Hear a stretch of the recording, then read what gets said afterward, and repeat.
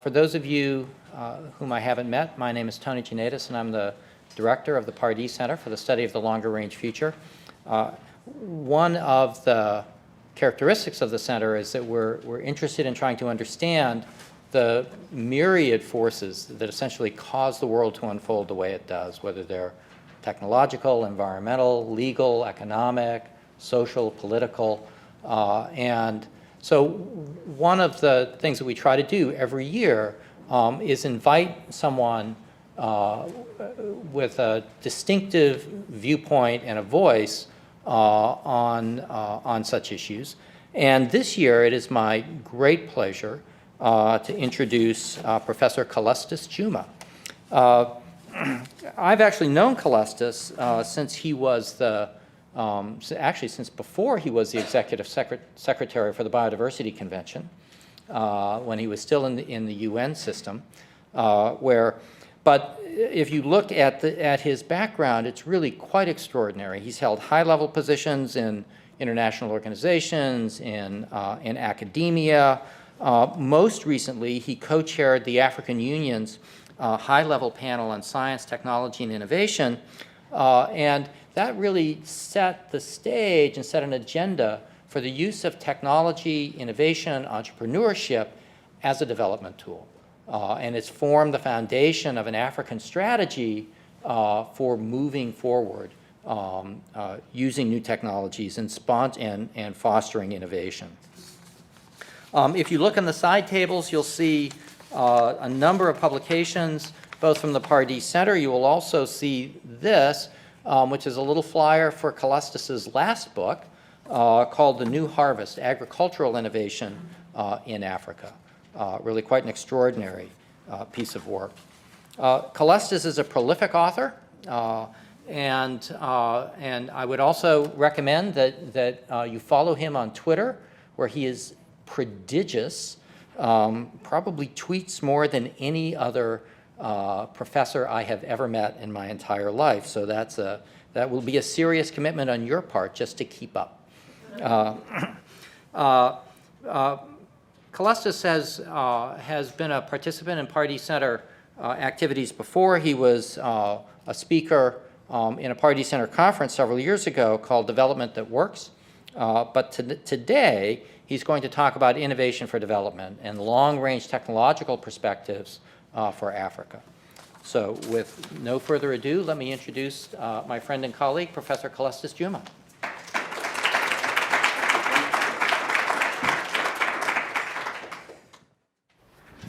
Thank you, Tony, for that really generous introduction. Is there anybody in the audience who follows me on Twitter?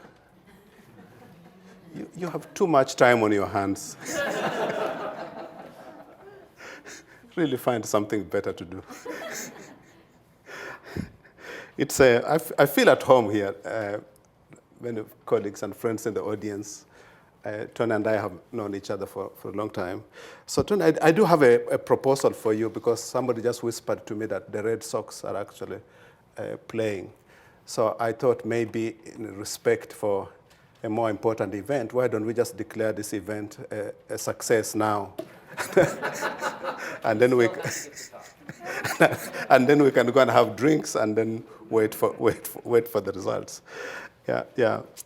What I really wanted to do this afternoon is use the time to share with you a bit about the work that I've been doing mostly with the African Union, trying to get African presidents engaged with science as a driver, science and technology as a driver for economic development. The reason why this became really a preoccupation of mine was when South Africa became independent, African countries that had been organized around fighting for decolonization suddenly found themselves with a kind of redundant institution called Organization for African Unity, which was created to fight for decolonization. South Africa becomes independent, and they started to worry about what their purpose was likely to be. So they went through a process of reinventing themselves and created a present-day African Union. The biggest change between the Organization of African Unity, which was created in 1963, with the African Union, was really putting economic development as a central objective of the African Union. And the way it's structured in terms of the structure of the organization, the objectives, and the way it functions. It's really a high-level advisory body to African presidents on how to grow the continent. And that opened up an opportunity for a few of us who had this belief that economies change over time because of the introduction of new knowledge, gave us an opportunity to start engaging African leaders on how to put science and technology as the center of the development process. It wasn't an easy task for two reasons. One is a traditional view about what science and technology stood for. Many people had this linear view that science and technology is really R&D. You allocate 1% of your GDP to research and development. You generate some ideas, and then in the long run, those ideas will be translated into products and services and would get the economy growing. So we had that group of people, mostly the scientific community, with that belief. There was another category of people who believed that the best way to grow the continent is basically to add value to its natural resources. A big preoccupation with the view that Africa is endowed with natural resources, therefore it should really focus on being able to earn more from the natural resources. And one obvious way of addressing that is to go into international forums, various forums, and lobby for better terms of trade between Africa and the countries that were importing Africa's raw materials, so that the continent could be paid more. Some of us thought that there was really a middle road, which is leveraging the human competence of the African population by equipping them with the capacity to transform the economy through technological innovation. And so we did work with a number of very small number of African leaders. To 2007, the African Union hosted a summit on science and technology for development, which was the first summit hosted by the presidents. I also lucky to be one of the keynote speakers with the president of Rwanda at that summit. But the outcomes were really, again, more about research and development and less about innovation. And so we went back to the leaders and said, maybe we should revisit these decisions. They are good decisions, but they don't really capture some of the really basic understanding of how technological innovation drives economic development. And that led to the African Union setting up a panel of experts, which I was asked to co-chair. And the report of that panel became a basis for the adoption of a 10-year strategy for science, technology, and innovation in Africa, which was adopted last year by African presidents. In fact, I have just, fortunately, just today, the New African magazine published an article of mine which summarizes the elements of that strategy. This is a kind of a popular version of it. So what I really would like to do is just to work with you through the thinking behind that strategy, how it differs from other approaches to economic development. And then, in half an hour or so, I'll just open it up for Q&A. And maybe to get us started, I would like to, if I can do this properly, I'd like to, sorry, I'm also a collector of trivial things. These are goats in Somalia, where the owners of the goats write the mobile phone numbers on their goats. So if you like the goat, you can just text you actually send the money to the owner straight away, and then you go and collect the goat. Or if the goat gets lost, you read the number, and then you just call the owner and say, I've got your goat. very, very practical. These are just some of the ideas that are kind of bubbling out of Africa at the moment. I had no intent of actually including this slide, but now that you've seen it, I thought I should just explain what it is. But let me just offer you something a bit more substantive as a starting point, and then this will just help me to set the stage for the rest of the talk. It may look like something from a low-budget sci-fi movie, but this 8-foot robot in the heart of Kinshasa helps bring real-life order to real-life chaos. Introduced in June last year to regulate the traffic, it's proving surprisingly effective and popular. And now its creators, an association called Women Technology, have global ambitions. There are many robots in the world, but a robot which is doing road safety and traffic control, that's truly made in Congo. We must sell our expertise to other countries, as well as Central Africa. Why not the US, Europe and Asia? Each robot costs about $15,000. The machines are powered by solar panels, made of aluminium to withstand the equatorial climate, and equipped with cameras. When the robot captures images, they're sent over the internet to a center where they're stored and could be used to prosecute people who've committed offenses.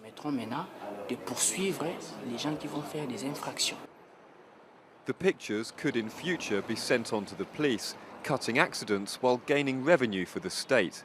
Drivers seem to be getting the message.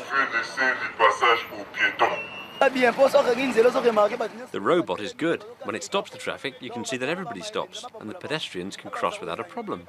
Thank God for those who invented it. The traffic police bother us too much. Let's leave robots to do the job.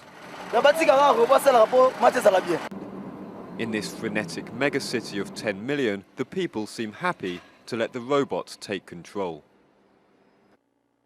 Now, there are a number of insights in this little video that really capture what's happening in Africa at the moment. One is the reason they're doing robots has to do with the rapid rate at which road construction is taking place in Kinshasa. It's happening at a much faster rate than they can train traffic officers.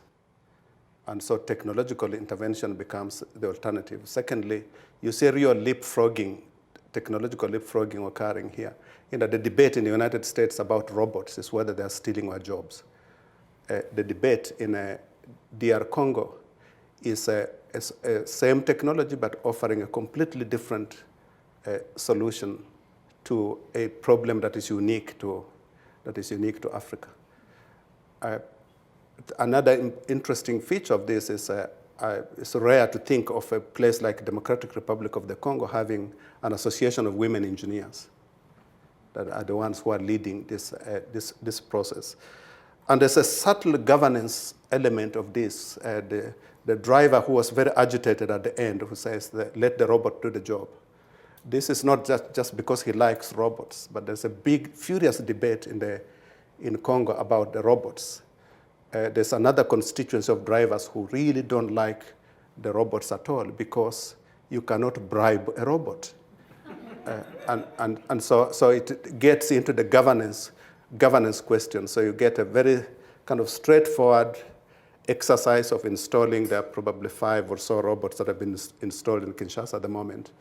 But they give you all the various aspects of technological development with the ability of Africa to leapfrog the frontiers of technological innovation, harness that technology, bring it back, and adapt it to local conditions. So the Africans did not create the basic foundations of robotics, but they have just leveraged and applied it to other uses.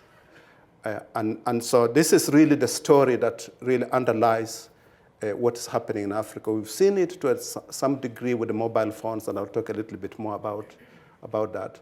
But it's examples of this kind that got African presidents to say that maybe we can go beyond natural resources.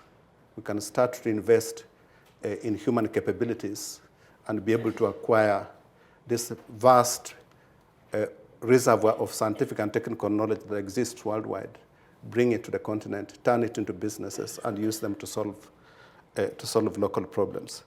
That's really what informed this African Union strategy, which has very interesting elements. It's a 10-year strategy, but it's framed in the context of a 50-year vision for the continent, the so-called Agenda 2063. Africa is the only continent that actually has a 50-year plan.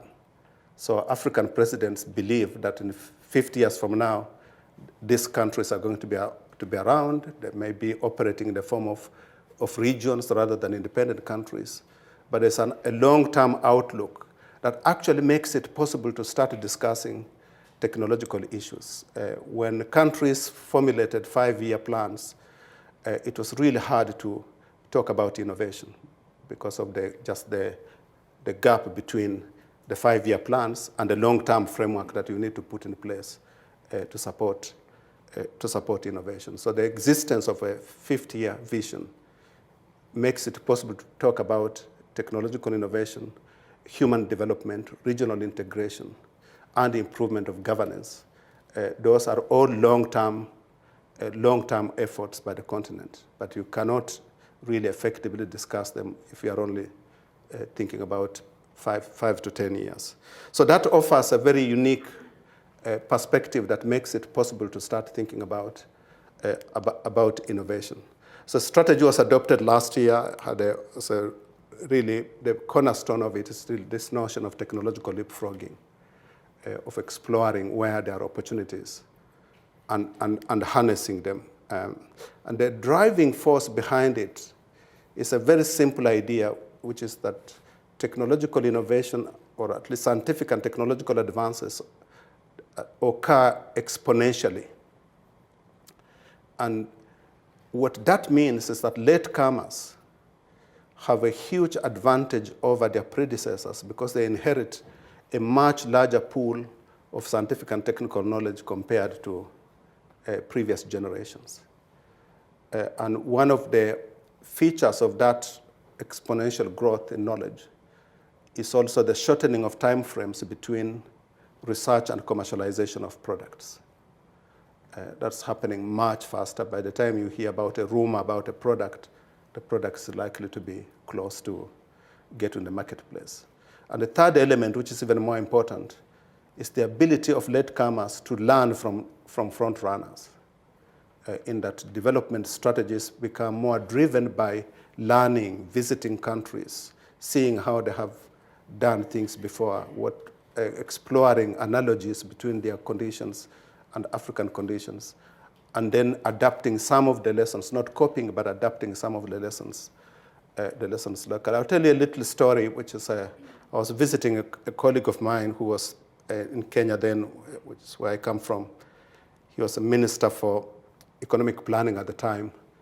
So Sunday, he walks out of his bedroom in his pajamas, comes in the living room, and asks me, he says, Calestous, if you think of a role model for Kenya, what would it be?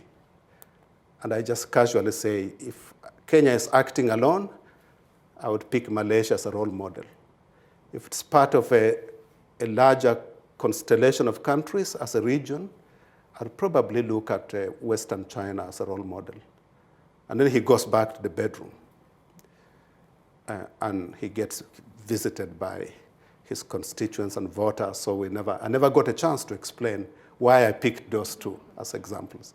So the following day, I started calling him, and I couldn't get him. Because I was desperate. I hope he doesn't act on it without actually having the rationale as to why I gave those two examples. And on Thursday, I get an email from him saying, Calestous, I have just arrived in Kuala Lumpur. I said, oh, no. No, I need to explain first. It was already too late. So you see a lot of that happening. I've had other examples of colleagues I know very well, leaders in the government of Nigeria, and I'm calling them. And they say, Calestous, I'll call you back. I'm just visiting a science park here in China. So there's a lot of traveling that is occurring at the moment where African leaders are going to various countries, and basically they're in search of role models.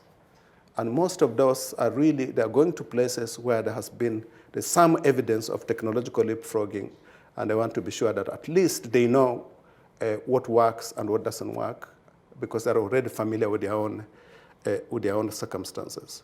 And so role models have become a very important part of African policymaking at the moment. The second is the existence of inspirational models. And in this case, the mobile phone is become the inspirational model, where leaders would ask, like, what is the equivalent of the mobile phone in agriculture, health, energy, transportation, and other sectors? Because they see what the mobile phone has the impact of the mobile phone, which Africans did not invent, but leveraged it and applied to different sectors. So they're exploring similar role models in other sectors. For a long time, mobile phones were really a dream for Africans. In fact, we call them mobile, not because you can carry it around, but it's because when Ericsson, the Swedish company, developed the first mobile phone you could actually use, somebody said, what are we going to call it? And somebody had said, call it Mobile System A, Mobile Telephone System A. But the thing weighed 42 kilos. It was completely useless for purposes of tweeting or updating your Facebook status. It's hopeless. But over time, it started to become, because of this exponential growth in knowledge, it started to become more manageable. This was not an unusual scene in Chicago or New York, with the sales officers maintaining contact with the CEOs back in office with the deluxe mobile phones of that kind. But it took one person, one engineer, Marty Cooper at Motorola, who had observed this trend that capability for mobile communication was going up exponentially. There was a significant drop, an equally exponential drop in weight and size. And he reasoned that if there was some investment in the technology, you could have this technology become ubiquitous. And so he worked for 10 years. In 1972, he developed this prototype, which people joked about calling the brick for obvious reasons. It weighed 2 kilos, cost roughly $5,000. It took 10 hours to charge and 30 minutes of talk time. When it was released as a commercial product in 1983. It was called Dynatac then. There are big debates at the time. Many observers or economic analysts believed and argued that, in fact, new technologies always were more expensive, more sophisticated, more difficult to use, and less accessible to the poor. The proposal for Africa at the time, in the 70s and 80s, early 80s, is to get Africans to use the so-called appropriate technology. This technology was excluded from any thinking as a possibility for use among African countries. Very quickly, it got into Africa. This is the first derivative of a business that I have come across where this gentleman found out that herdsmen in Ethiopia like to keep their hands free to herd their cattle, but at the same time they like to remain connected. So he developed a business model. His business model was selling rubber bands. So I have persuaded myself that, in fact, Ethiopians were the first to invent Bluetooth. And the message here is, again, is leveraging existing technologies, but then thinking about other alternative uses. The rest of the story is very well known, which is the mobile money transfer. Technically, it's a very trivial innovation in that the platform already existed in all mobile phones of exchanging airtime. The innovation was calculating airtime as money, which is not a significant observation because you buy airtime. If you are buying airtime and you can transfer it from one phone to another, it is already a currency. So the only technical improvements in the mobile money system was basically making the systems secure and transparent so that you know who you are sending the money from. And that has become a multi-billion-dollar industry that's gone global. A technology, one of the first technologies to be developed, or innovations to be developed in Africa, that became global. And that is just leveraging existing technologies. So starting with the technology and working towards science, as opposed to starting with the science and working towards technology. We see similar trends in agriculture. I can talk a bit more about this when we get to Q&A, but there's a lot of fascination with agriculture in Africa at the moment, partly because 60% of the arable land available worldwide is in Africa. And so that's really the last frontier for agricultural development. And the big question is it possible to do it sustainably? Can Africa leverage some of the emerging technologies that would enable it to develop African agriculture in a way that has less impact on the environment, but at the same time can meet the income needs of farmers?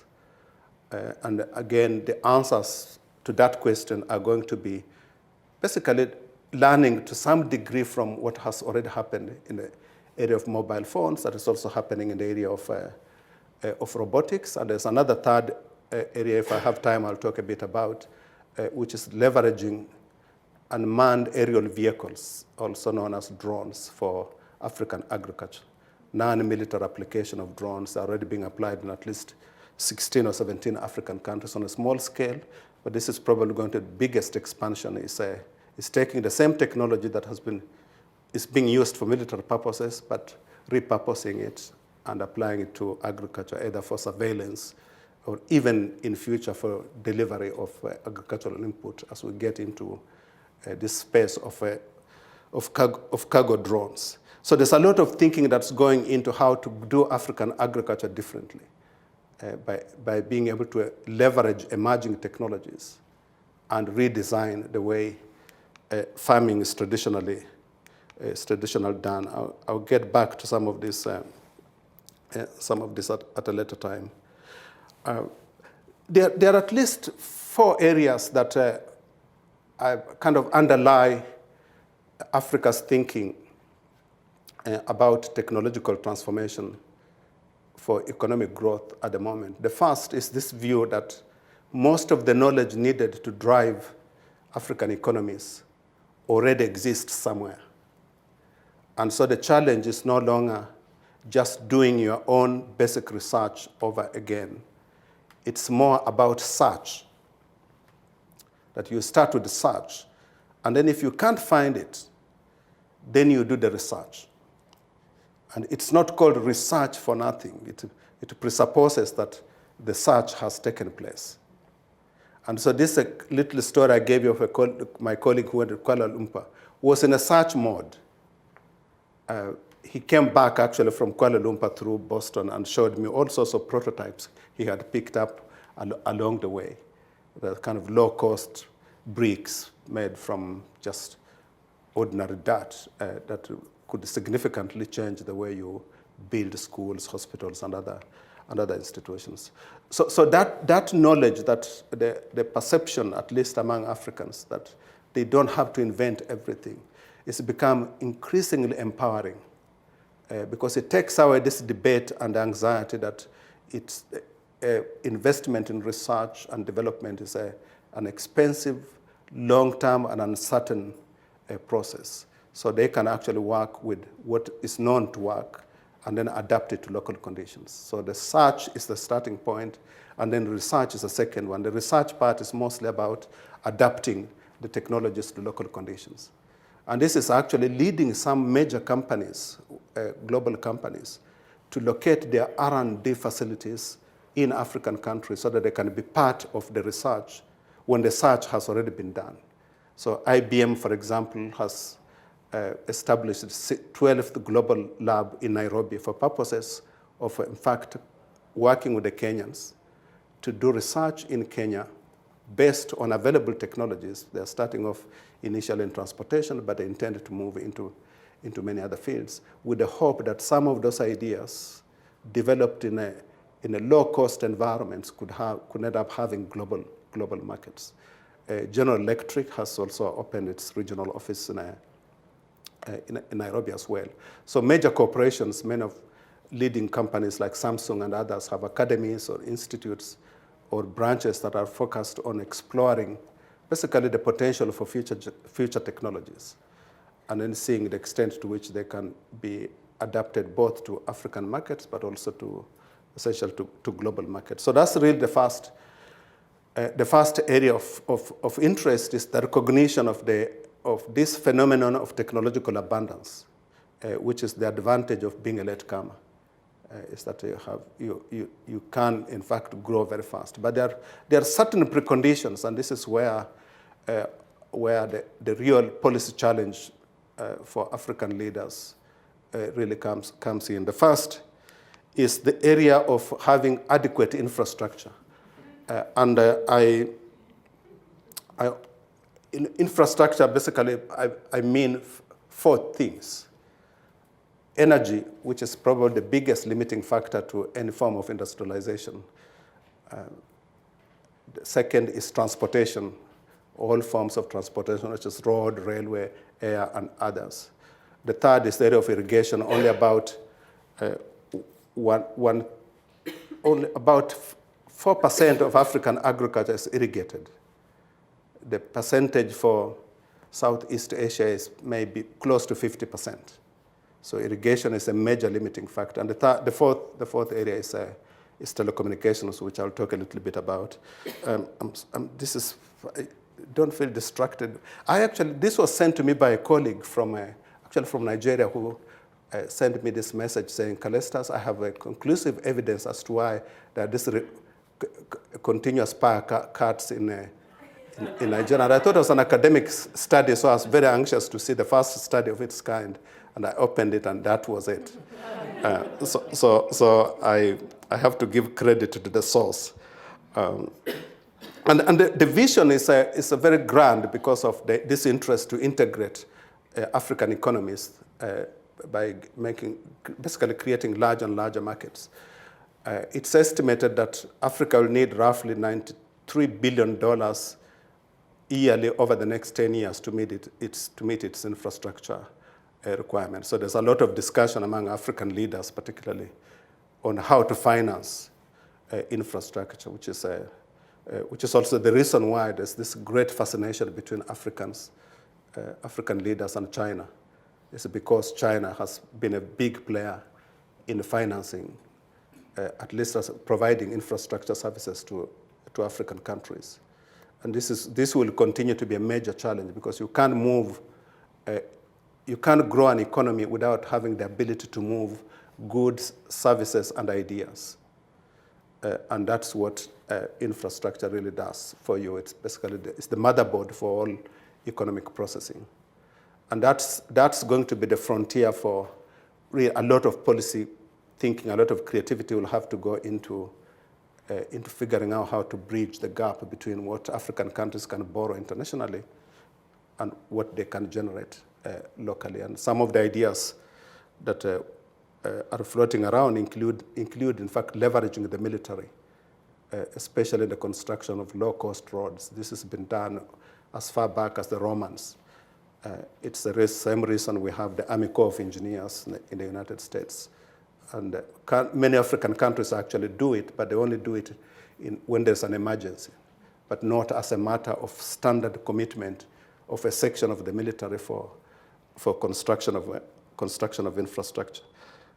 So we're going to see many of those ideas actually come to be applied by African leaders to actually bridge the gap. And we've seen actually how quickly it can be done. This is what Africa looked like in 2009, July 2009. There's only the western part of the continent had high-speed internet, and even that cable was basically had roughly 5% capacity utilization. Only very rich institutions or businesses had access to to broadband communication. And there's a large part of the continent, the eastern coast, and of course the interior, where the only way to communicate by internet was through satellite. Very expensive and slow, and in many cases unreliable. This is what Africa looks like today. These are all roughly $4 billion of investment just in undersea cables made only in the last 5 years. What is interesting about these investments is that most of them are African investments. The money is coming from African investors. If you take an example, which is this red cable, which is Seacom cable, which starts in South Africa and ends in Europe, which was launched in 2009. It's a $165 million investment, of which about 86% of the shareholding is African.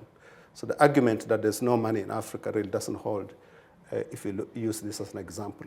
In fact, most of them, the majority of the shareholders are actually African investors. And what is happening right now is a lot of what's going on is basically terrestrial cables.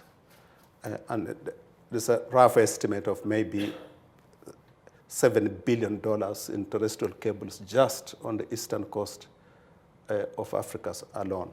So this is the pace is what is interesting here. And the only reason this has been possible is because of the reduction in the cost of laying fiber optic cables. It costs about 1/10 today what it cost a decade ago. So African countries can now afford it. There are also some subtle lessons here, which is the reason it's Seacom that really opened up the whole of the African undersea cable market. And there's a very practical reason, which is that the World Cup was going to be held the following year in South Africa. And FIFA set a performance standard saying that the Europeans must be able to watch the World Cup at the same quality as if it was being played in Europe. And there was a risk of Europeans rioting if the quality was not acceptable. And so that set two things, set a timetable and a performance standard. And that basically created a market for fiber optic connectivity between South Africa and Europe.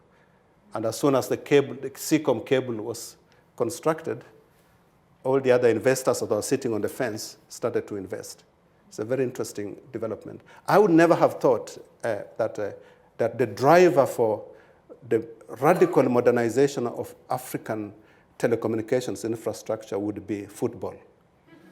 To a point where I can say comfortably that FIFA, in this particular case, has done more for African telecommunications infrastructure than all the development banks put together.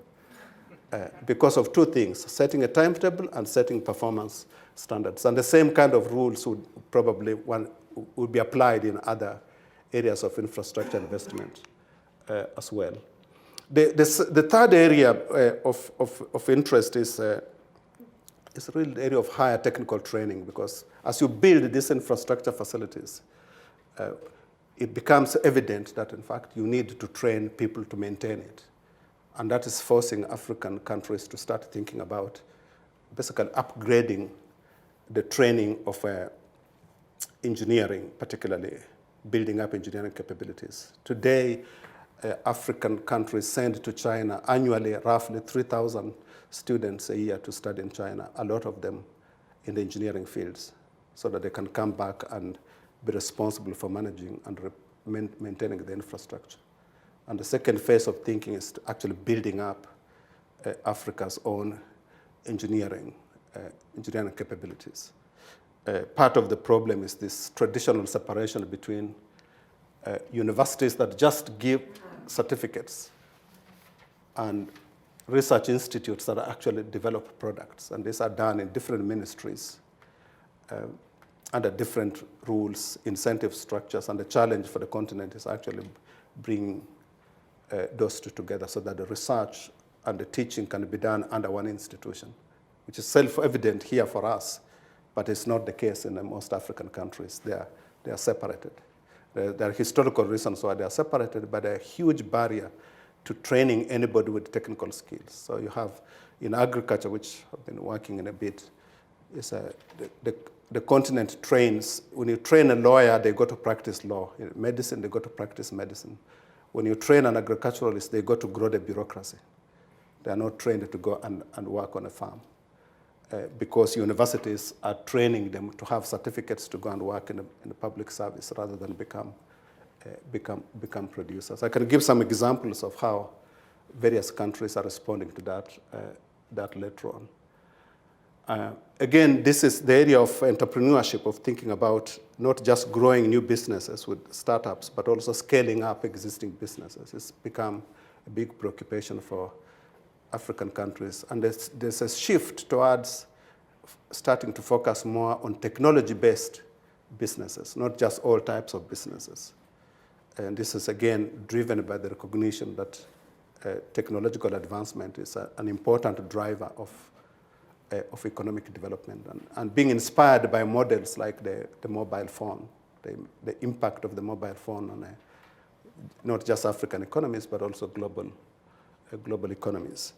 I've been a part of a small group of people who are working through the Royal Academy of Engineering in the UK. We've just launched a prize which is getting young Africans to come up with proposals for technology-based enterprises. It's a £25,000 prize that will be given to 3 or 4 winners.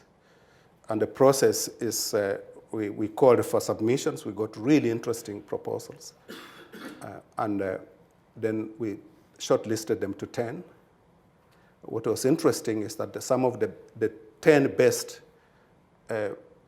submissions did not come from the usual countries we normally think about. When you think about technology-based businesses and ideas, the obvious thing that comes to mind is that maybe they will be predominantly from South Africa or Egypt or Morocco.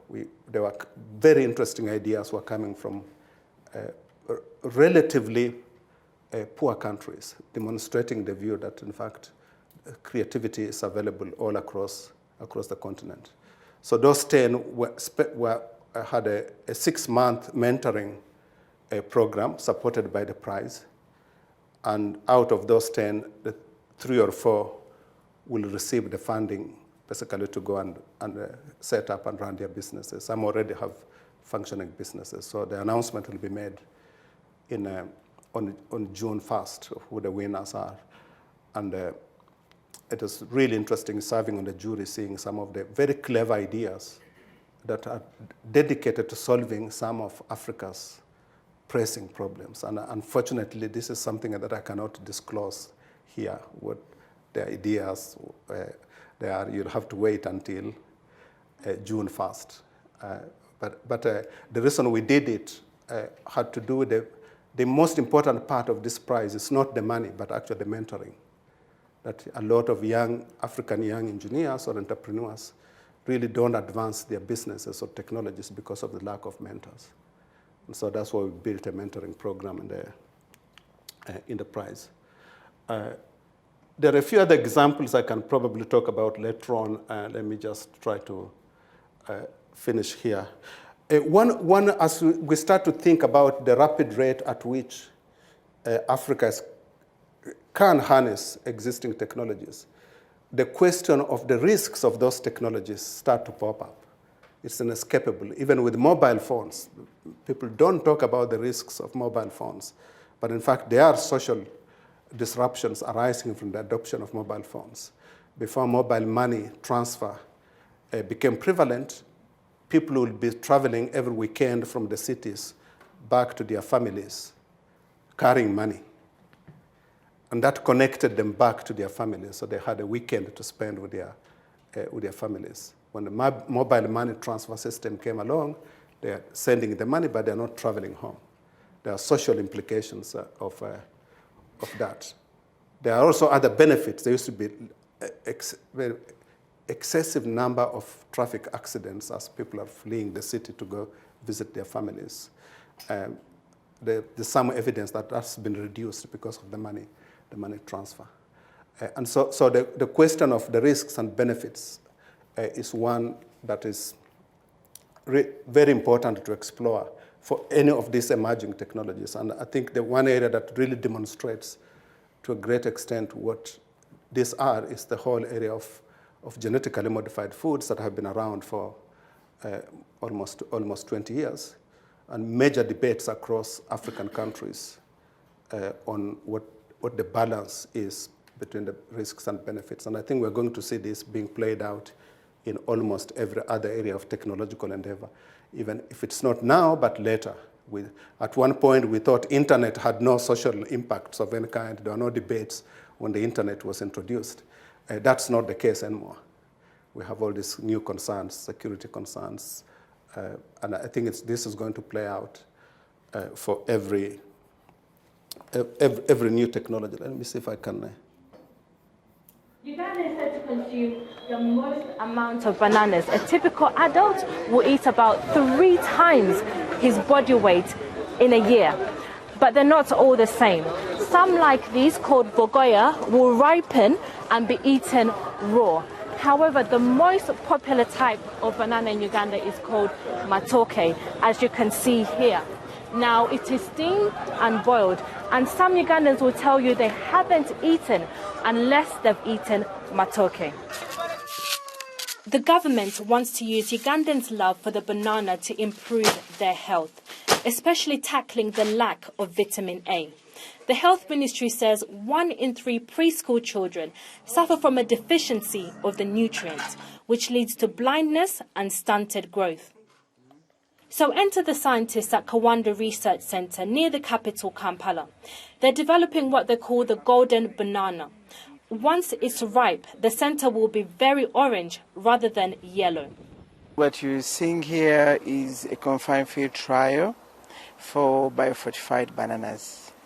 These are bananas that contain genes that enhance the amount of provitamin A or beta-carotenoid in the banana fruit.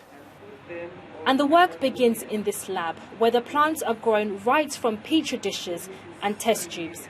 The scientists painstakingly separate cells and introduce new genes into the fruit. The idea is to make bananas that are not only more nutritious, but also resistant to diseases.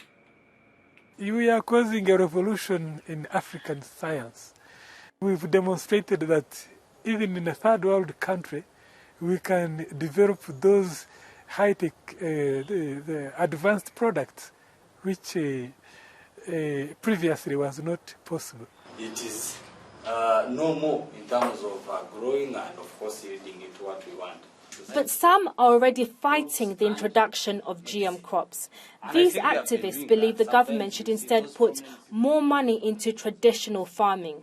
If time comes for the GMOs to be released in the environment, they will wholesomely receive it, but it is very dangerous.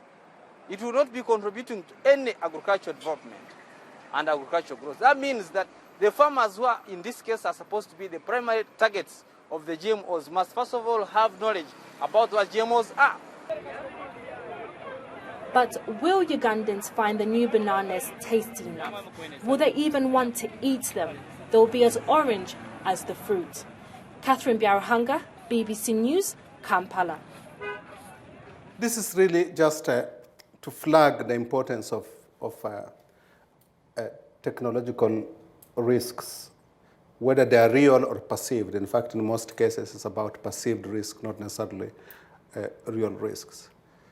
And what's this debate that's happening in Uganda, I think is going to play out not just in the area of GMOs, but also in many other areas of agricultural and technological endeavor. It's not new, as we've had similar debates in the past with the hybrid corn. Jim McCann is here. He can tell you more about the history of introduction of hybrid corn in Africa, which was not genetically modified, but you still had similar debates. That brings me to my last point, which is the role of leadership. That because this is a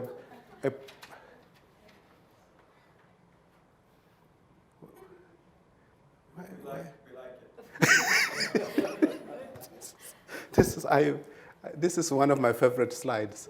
I have gone to meetings, high-level meetings in Africa, and I've just shown this slide, only this slide. And the purpose for showing it is that the role of a leader is not to just sit there and look pretty. And I thought I was challenging the leaders, and the question, they say, Professor, we have a question for you. And I'm prepared for questions, and they say, who is the hairdresser?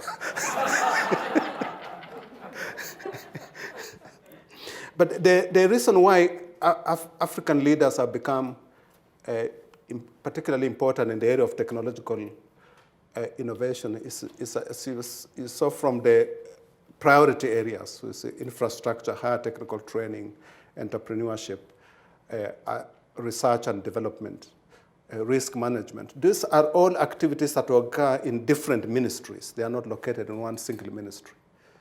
Even if we just take infrastructure alone, whether it's irrigation would be under one ministry, transportation would be under a different ministry. So there's a very high premium on coordination. And only a head of state really has the political capital needed to do that high-level coordination.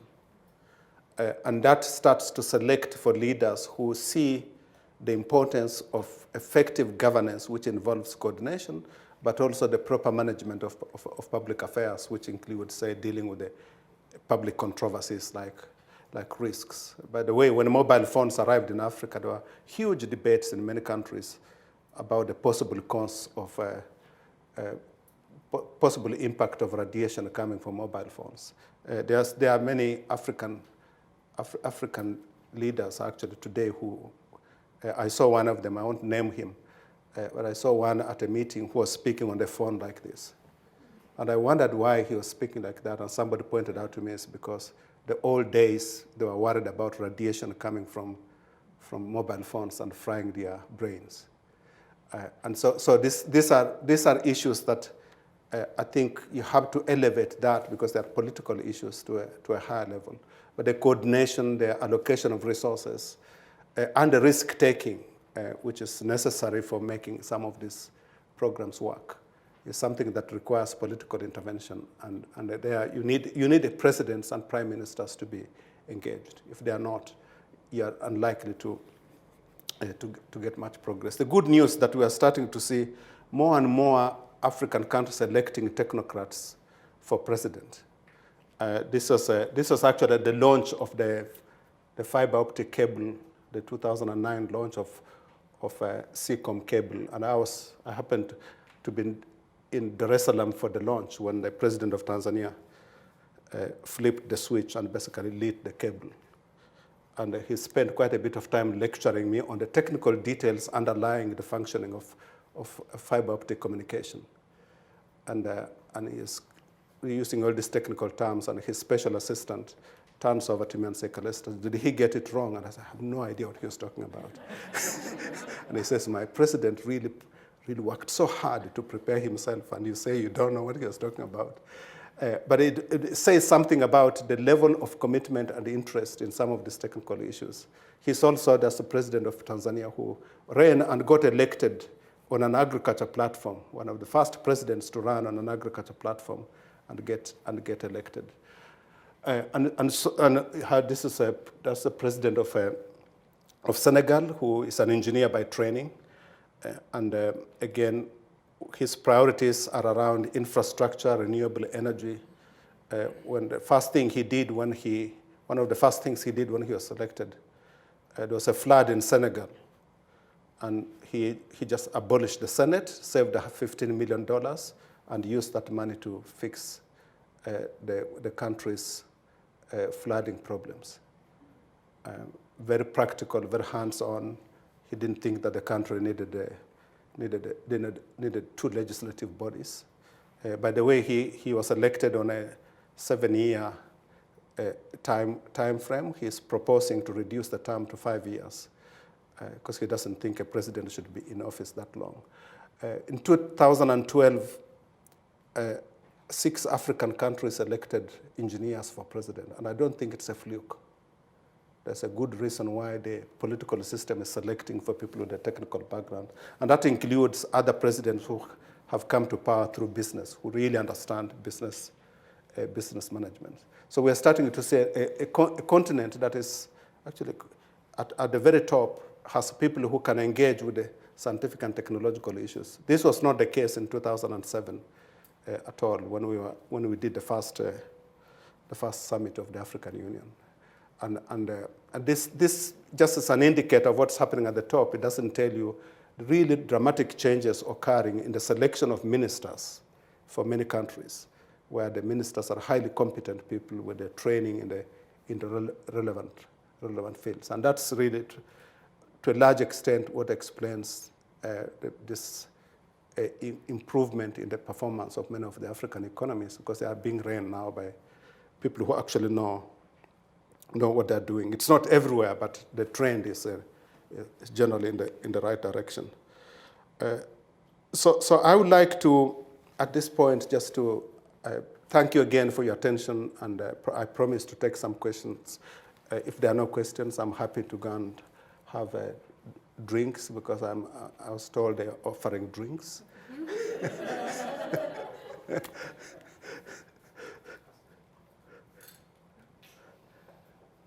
So, Calestous, I'll start, but I'll also start by asking people, if you have questions, to please wait for the microphone, so that our colleagues who are watching the live feed can also hear.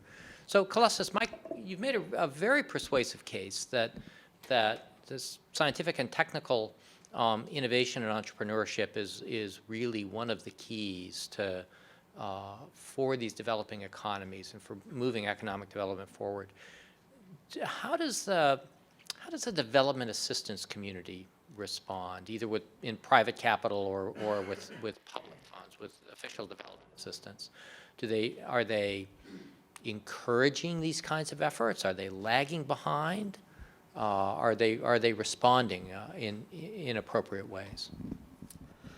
That's a very good question. There are some examples of really interesting responses where countries have reinvented their internal aid programs to align themselves to some degree with the emerging trends in Africa. The first, I think, was the UK, which redid the way the Department for International Development functions. They even appointed a chief scientist. This was under Tony Blair. When he hosted the G8 summit,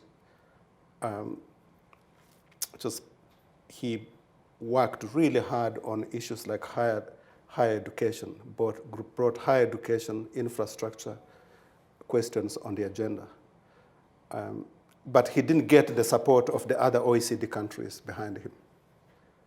He tried to get the support of the US, couldn't really get that support. So the UK made that change.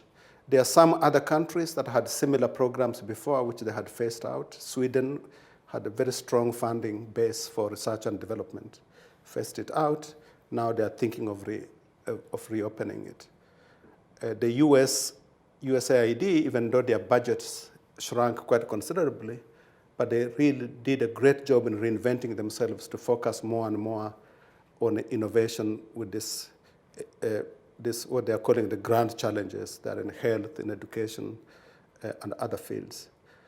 So I think in my judgment, what seems to have happened, at least with the traditional sources of funding in the OECD countries, is that the vision is there in terms of shifting more and more towards recognizing the importance of innovation for development. But it's not being backed adequately with the resources needed to make it happen. I actually think that it's not an issue of these governments bringing more money to the table.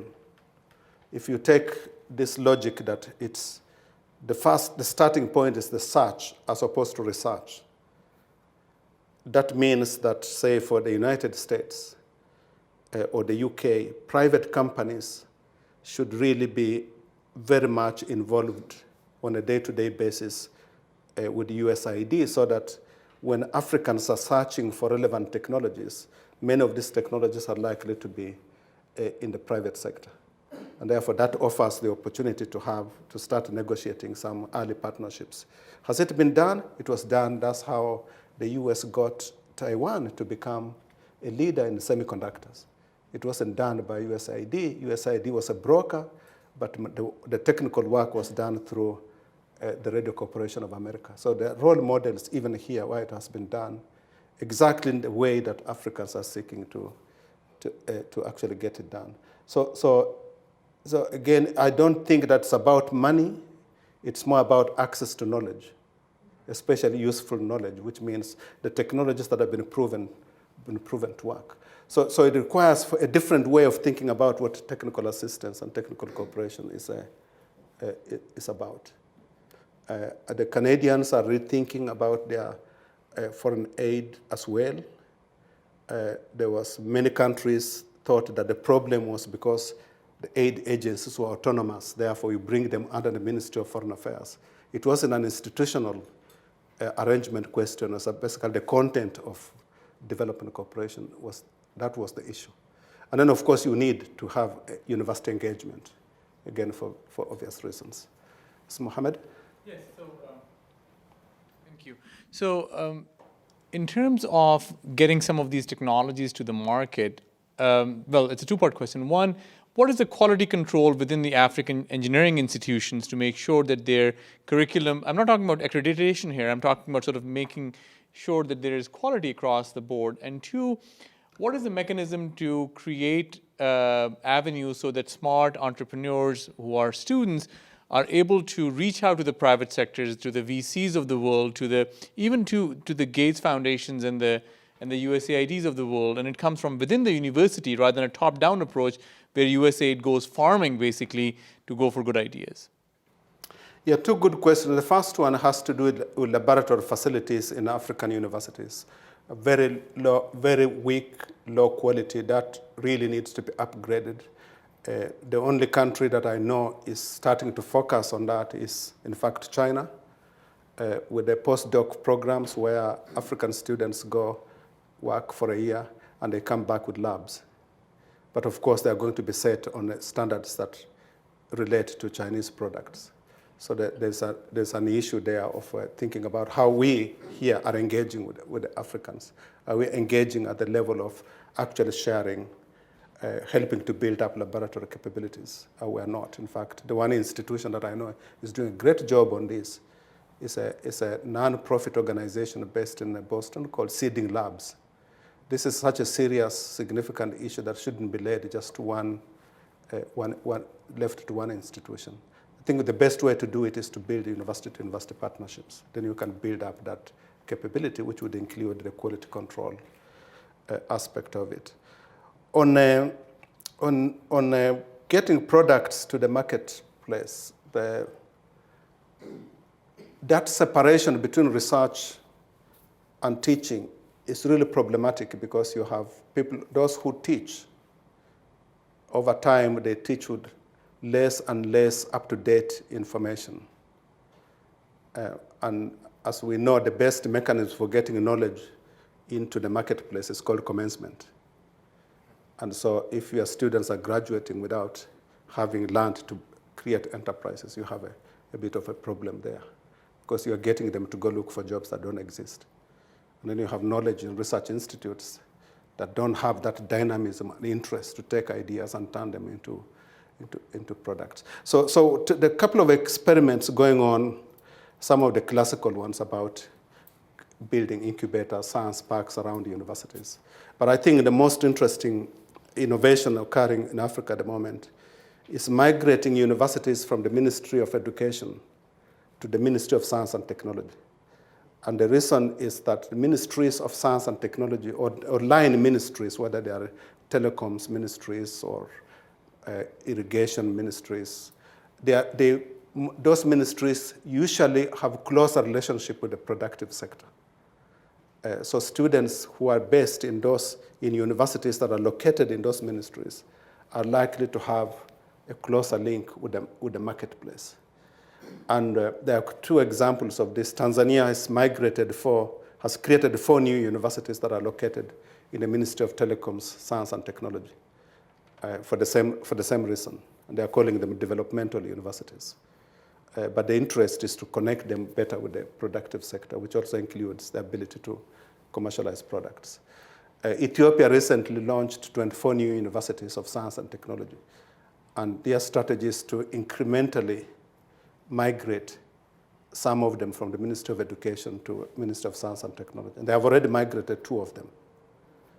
And this is a process that is going to continue over time. So that landscape of higher technical training and how it relates to entrepreneurship, I think is going to change a lot, and there are a lot more experiments going on, including universities that are purely dedicated to telecoms, created under ministries of telecoms, or inspired by ministries of telecommunications. The Nile University in Egypt, the Ghana Technology University, which was the Ghana Telecommunications College, and the Multimedia University in Kenya. And I know at least about 10 other university proposals that are underlying ministries.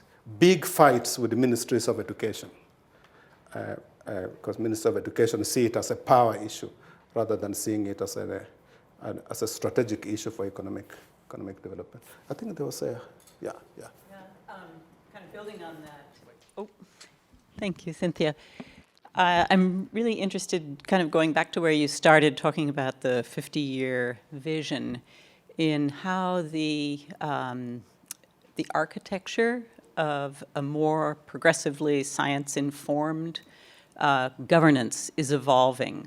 So I'd like to ask you to sort of pick up on that story of the African Union then and now. But I wanted to ask specifically what you think about the process of regionalization and how you could call it the architecture of the African Union, is actually pioneering a very different kind of governance at a scale that we have not seen anywhere else on the planet. And that 50-year vision potentially is something more important to watch than China. And I'm wondering whether you feel that the process of regionalization, some say that, well, East African unity, a thing of the past. SADC hasn't even achieved a parliament, it's just a forum. But how do you see the development of regional economies within the African continent in that larger context of where are we going in 50 years? You haven't talked about circular economies and that kind of thing, sustainable economies. I'd like to vision. Yeah, this is, when I look at, and I think this comes back a little bit to Tony's first question. When I look at my image of Africa in the next, say, 10 years from now, I see fewer countries and more regions. And when I talk about regions, I also include the bigger African countries, Ethiopia, Nigeria, South Africa. They're operating more as subcontinents. And then you have coalitions of countries. The whole preoccupation with the infrastructure investment is actually to connect these countries so they can work together. These regional bodies, there are 8 functional ones, which the African Union considers to be the building blocks for the creation of a Pan-African economy or united economic region for the continent. If you look at the instruments that created these regional bodies, there's one overriding theme, and that's harmonization. It's all about harmonization, whether it's standards, whether it's rules, regulations. Huge negotiations among countries, like on tariffs and all that. But the political commitment is there. What is lacking is not so much the political will. Everybody says, oh, there's no political will, that's why these markets don't work very well. What I found lacking, and I did work with one of these bodies quite closely, the Common Market for Eastern and Southern Africa, which is 19 African countries covering starting with some of the Indian Ocean countries, through South Africa all the way to Egypt and Libya. Total value of about $1.5 trillion. That's the size of the economy. Roughly 300 million people. This is almost half of the continent. And every time an issue would come up of how to deal with tariffs, or should we be thinking of a common currency, all that, they look to Europe as a role model. And whenever there's something going wrong with the euro, they start freaking out, canceling meetings. So let's not go there because we don't want to be like, have the same problems that are happening in Europe. Very different, what's happening in Africa is very different from Europe. Europe is not an appropriate role model for African regional integration at all.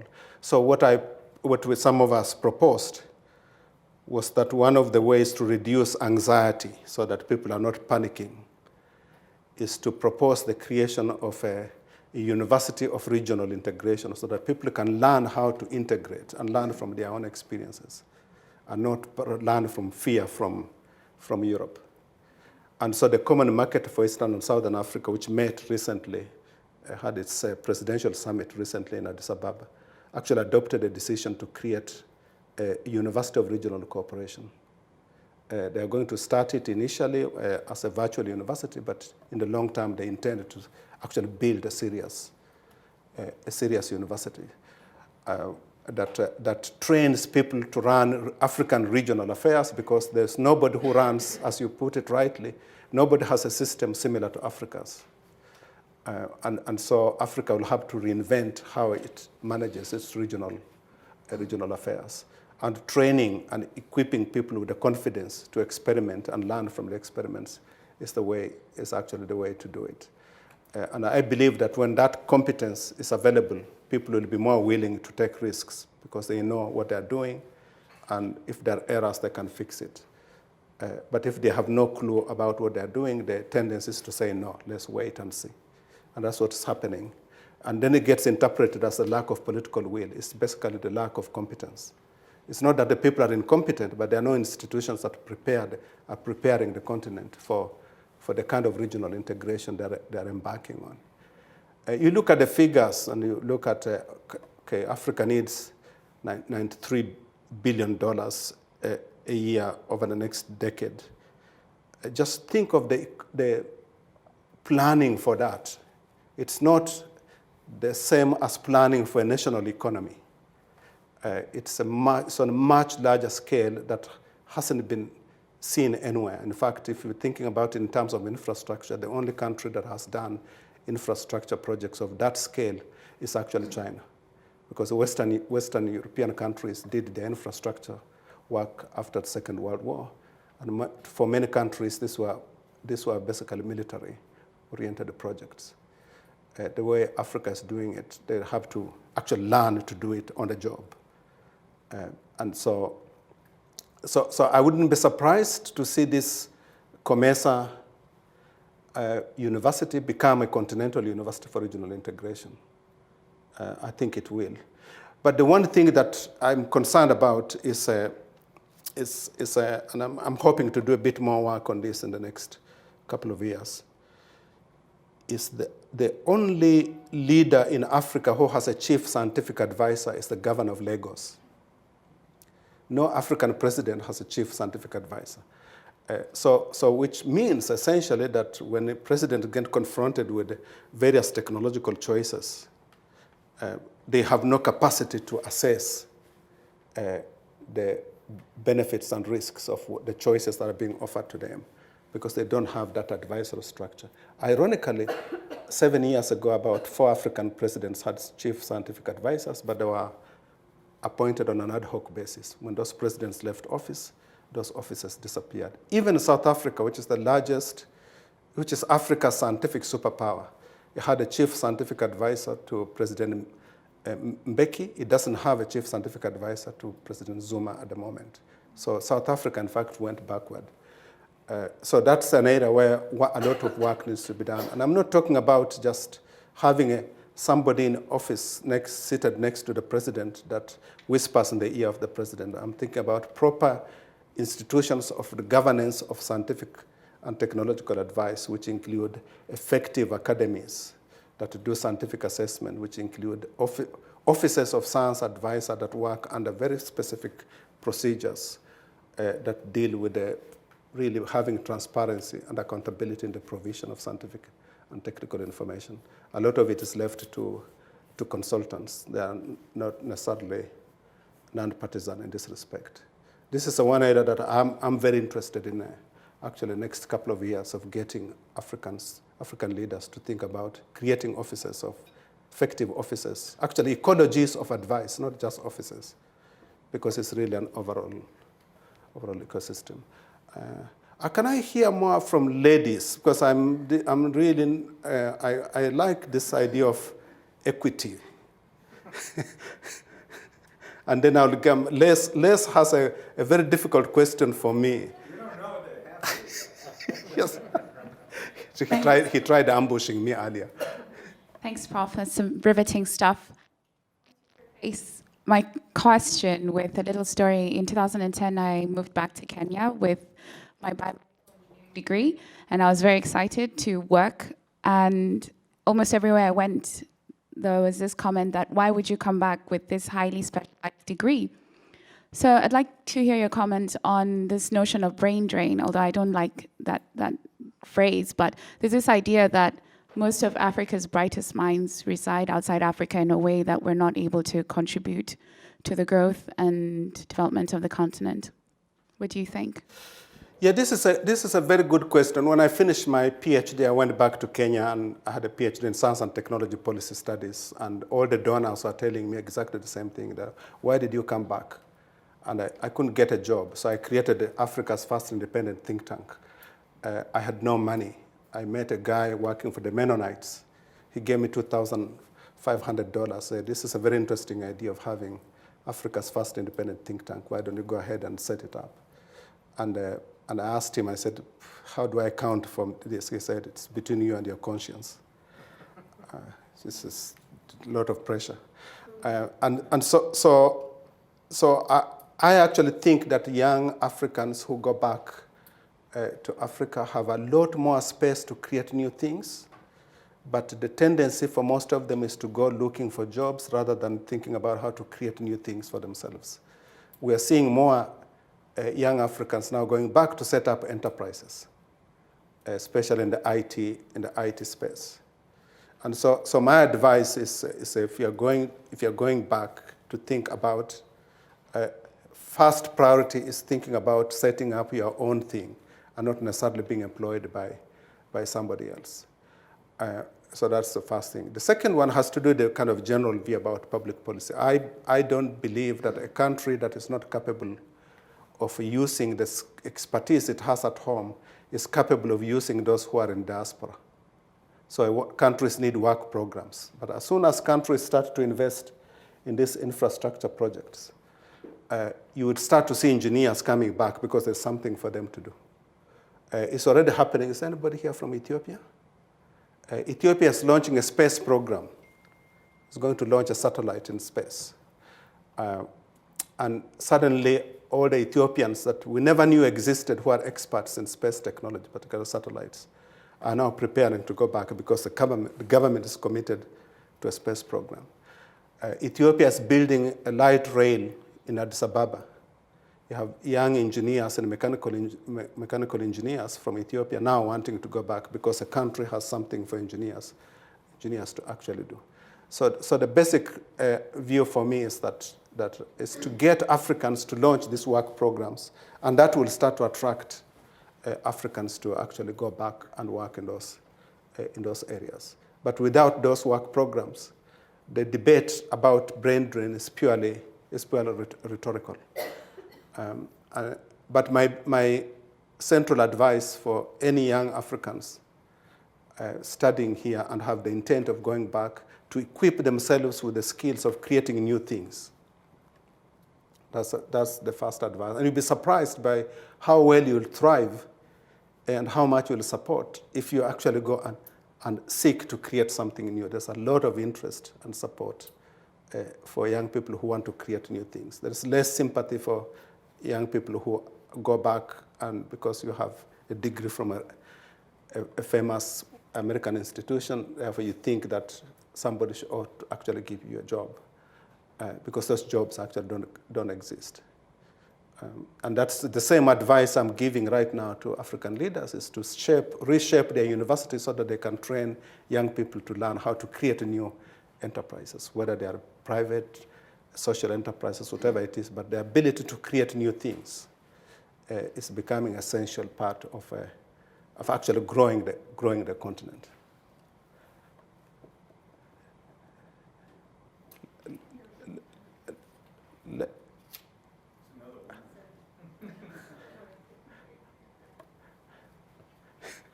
I'm just waiting to see what happens if I say nothing. Thank you, Professor. You mentioned a keyword earlier, institutions. I wanted to know what should be the priorities for the African Union, the regions, and the countries, in terms of setting up the institutional framework that they need to set up to support this agenda at the country level, the regional level, and the AU level. Because we've seen countries engage in certain activities before going back and saying, oh, what's the policy framework?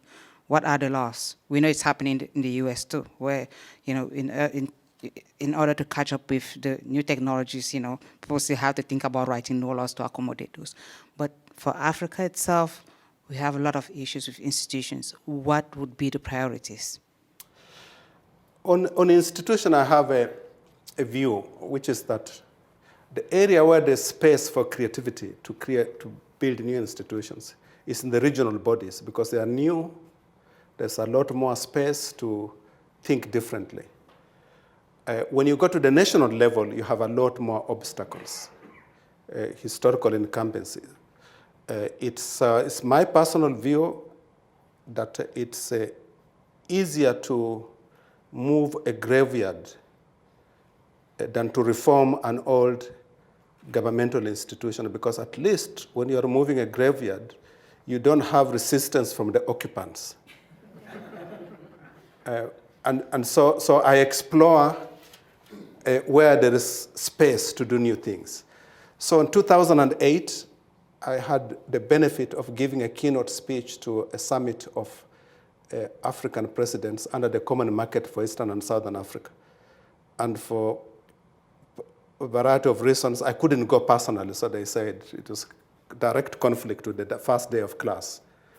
And I didn't want to go to my dean and say, look, I want to miss the first week of class because I'm going to Swaziland to talk to African presidents. My dean would not have been very happy with that. It's not actually an issue of the dean. I didn't want to lose students. So I did this keynote by video. And it turned out to be extremely effective because the video was shown over and over again. Whereas if I had been there in person doing the keynote, I would be probably suffering from jet lag. It would be one talk, and then I'm flying back. So it's shown everywhere. And there are two ideas that got African leaders excited about the proposal. One was the creation. This is a regional body that deals just with trade. So it brings together ministers of commerce and trade. My proposal is that you need to bring science and technology to bear on trade. So you need to engage ministers of science, technology, and education to be part of this trade body.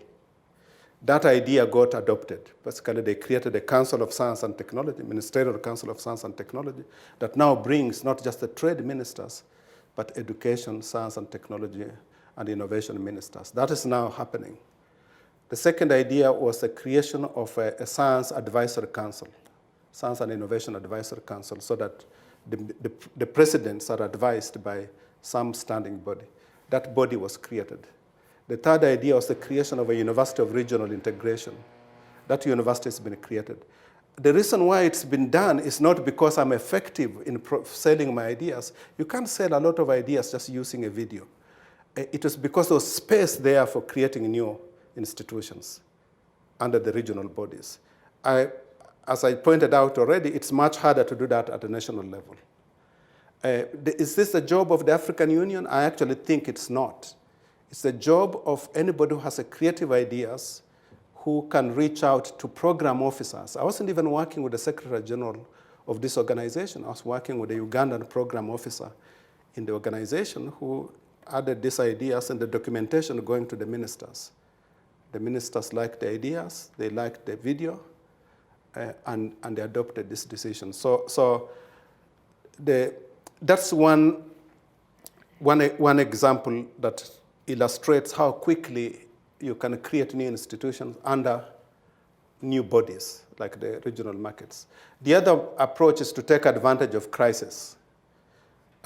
Right now, the African Union has established a standing conference that involves the chairperson of the African Union and African CEOs to discuss how to leverage private sector investment in public health. This was possible because of the Ebola crisis.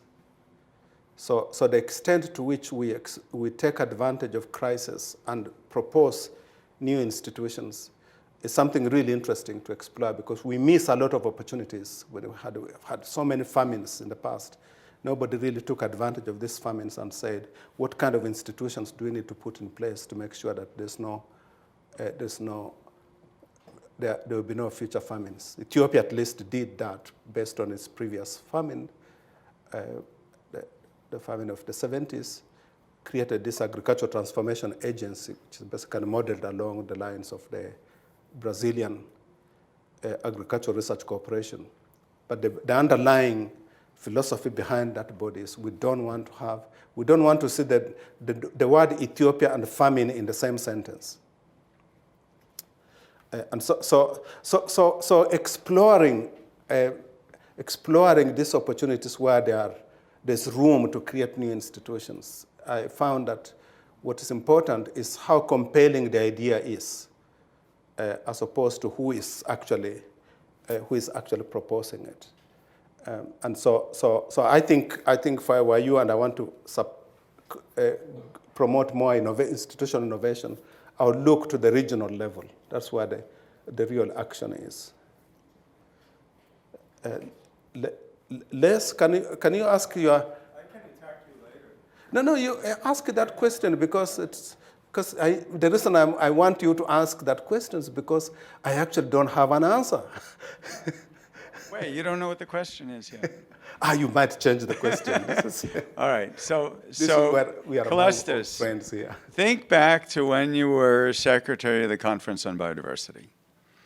When a new iPhone comes out or a new 3D printer, everybody wants one right away, and they're immediately thinking of lots of new ways to use it. But there are also wonderful emerging technologies for efficiency and sustainability in natural resources, both living and non-living, energy, water, minerals, fisheries, forestry. But somehow the uptake on that is either incredibly slow or fast and then turned to perverse ends. And the result is that where technology could rescue us from environmental degradation, in many cases it's just accelerating it. What do we do about that?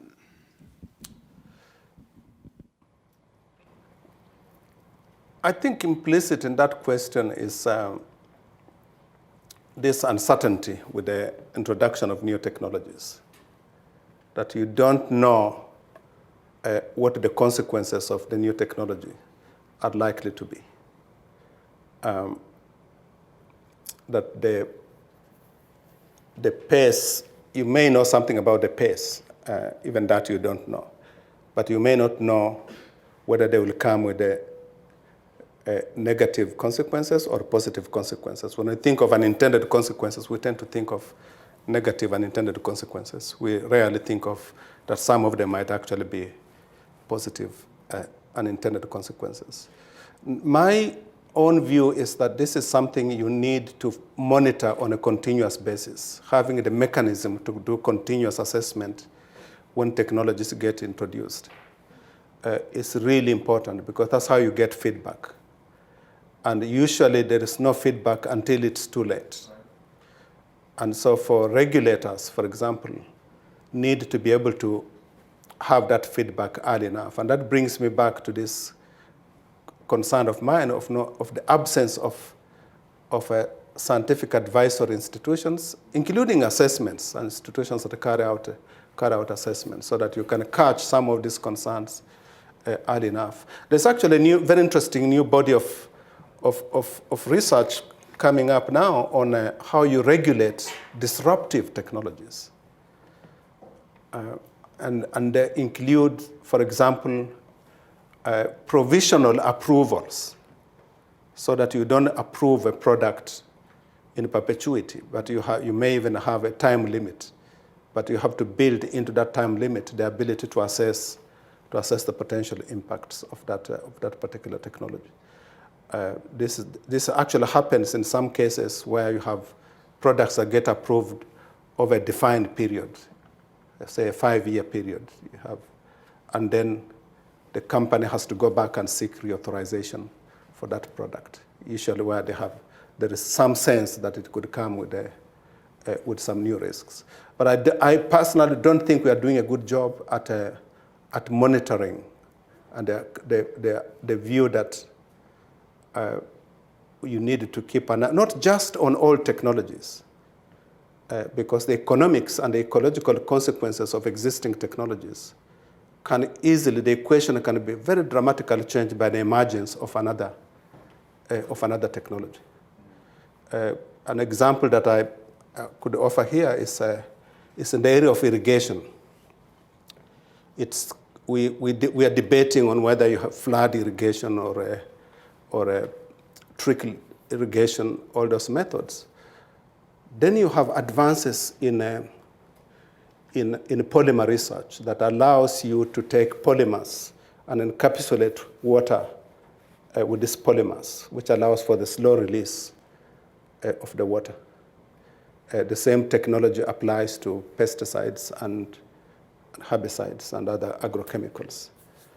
And these advances in polymer research suddenly change the equation so that it's not a debate between two competing traditional irrigation techniques, but actually it's between the traditional techniques and the new technologies. And the change in that form, the change in the risk equation is driven by the emergence of new technologies. And that's where you need this capacity to monitor emerging technologies and be able to say this technology could, in fact, change the way we do business. And the same, of course, goes to being able to capture, or at least to know where the technology is likely to have negative, or you have emerging evidence of risk for some of this technology. And I see this as a very important part of governance of new technologies, especially when you are dealing with the technological abundance, because you have the combinations are extremely diverse. And therefore, the possibility of having something new that's very useful is very high, but also the opposite is also actually true. So I would like to actually end here by showing you one of my favorite videos. It's only 1 minute.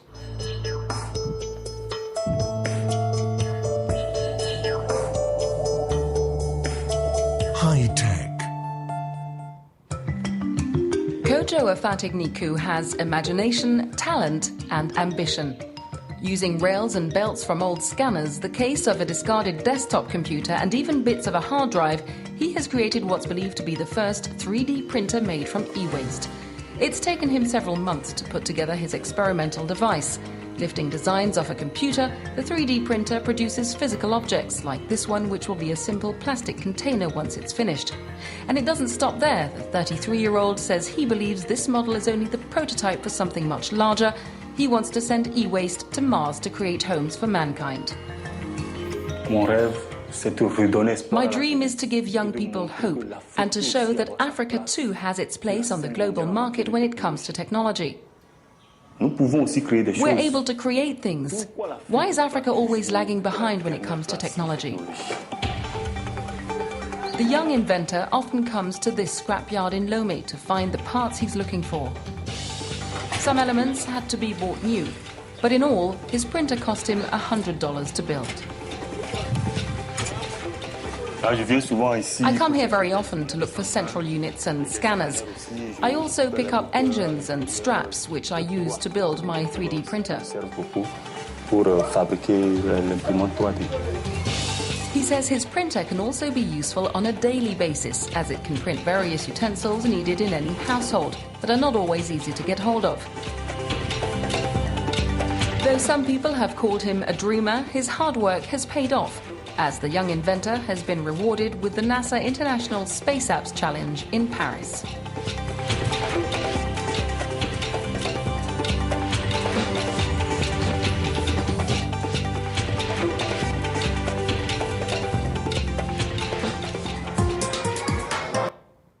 The interesting thing about this young man is he's not an engineer by training, he's a geographer. So it doesn't matter what discipline you've been trained in. All you need is a dump site. Calestous, thank you very much. And please join me in thanking Calestous.